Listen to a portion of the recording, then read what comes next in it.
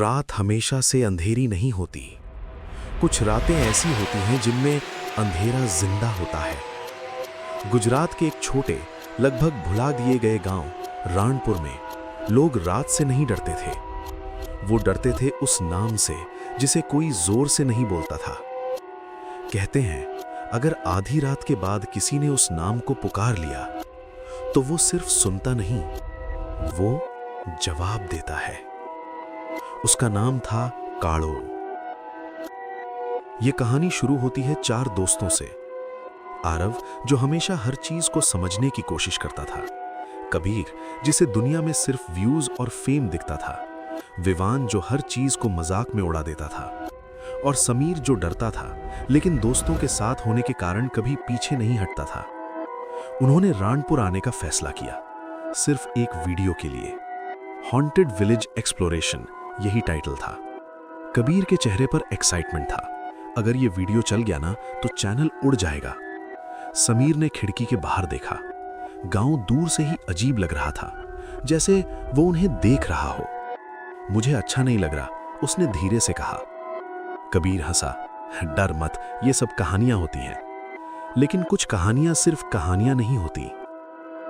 गांव में कदम रखते ही उन्हें पहली अजीब बात महसूस हुई। सब कुछ था, घर, दरवाजे, बर्तन, लेकिन लोग नहीं थे। सन्नाटा ऐसा कि अपनी सांसें भी तेज लगने लगे। कोई है यहां? विवान ने जोर से आवाज लगाई। कोई जवाब नहीं आया, लेकिन दूर कहीं एक दरवाजा अपने आप बंद हुआ। धड़ाम। चारों एक पल के लिए चुप हो गए। हवा होगी, कबीर ने कहा, लेकिन हवा चल नहीं रही थी। गांव के बीचों बीच उन्हें एक बूढ़ी औरत दिखी। वो जमीन पर बैठी थी। उसकी आंखें अजीब थीं, जैसे वो उन्हें देख नहीं, भेद रही हो। तुम लोग यहां क्यों आए हो? उसकी आवाज धीमी थी लेकिन साफ। वीडियो बनाने, कबीर ने कहा।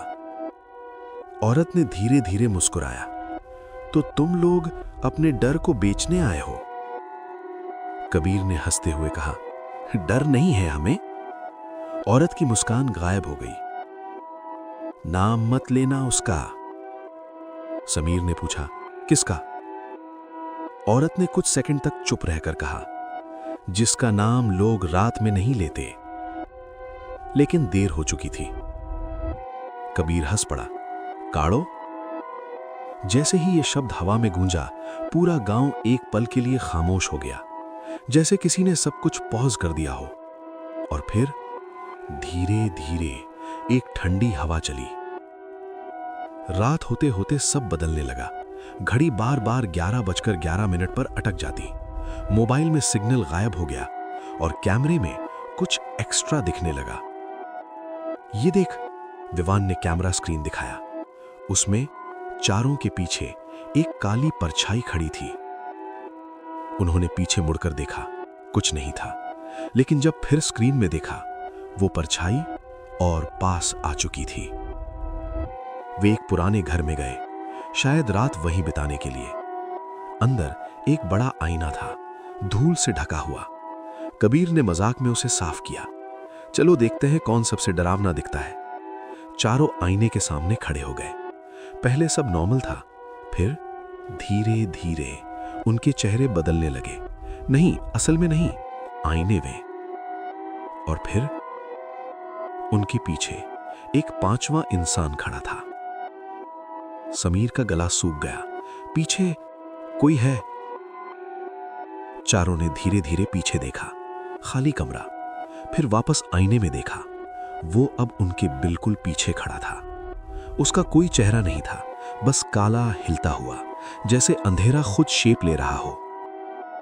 और फिर वो आईने से बाहर आने लगा, धीरे धीरे, जैसे कोई पानी से बाहर निकलता है। कमरे का तापमान अचानक गिर गया। सांस लेना मुश्किल हो गया।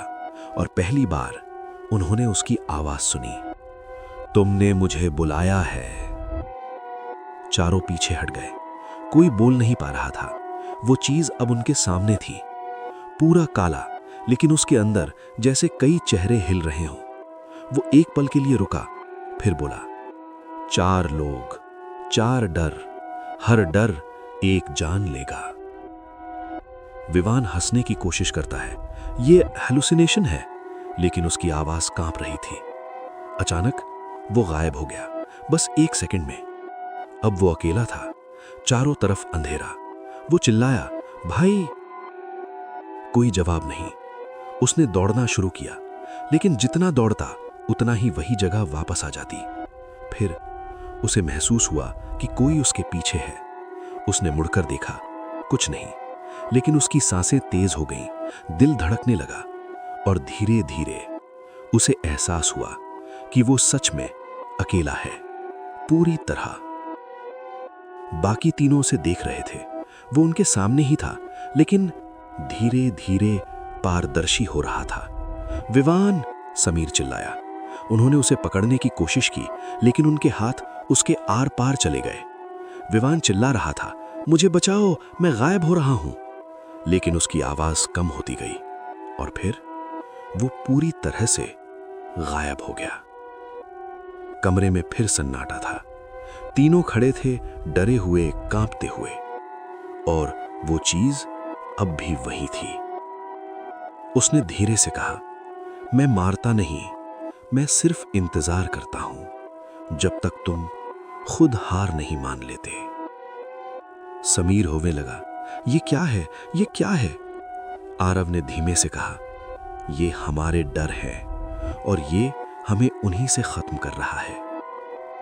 काड़ो मुस्कुराया और पहली बार उसकी आवाज में खुशी थी।